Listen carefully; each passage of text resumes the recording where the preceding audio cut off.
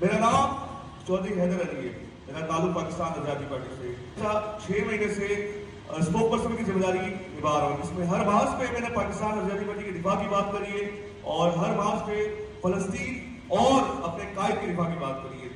یہاں پر ہمارے ایک بھائی ہیں جنہوں نے بہت اچھی تقریر کری تھی، عمران صاحب جو کہ ہمارے مہمان ہیں، جن کا کشمیر سے تعلق ہے، انہوں نے پاک فوج کے متعلق بات کری۔ تو میں یہاں ایک بات کرنا چاہوں گا کہ ہم اس لیڈر کے ماننے والے ہیں جس نے ہمیشہ پاک فوج کے ساتھ کھڑے ہو کے شانہ بشانہ ہر بحث پہ آواز بلند کری ہے۔ فلسطین کا مسئلہ ہو یا مارکا حق کا مسئلہ ہو، ہمیشہ شہید سیالوی نے پاک فوج کے ساتھ کھڑے ہو کے دفاعی باتوں میں ہمیشہ اپنا کردار ادا کرا ہے۔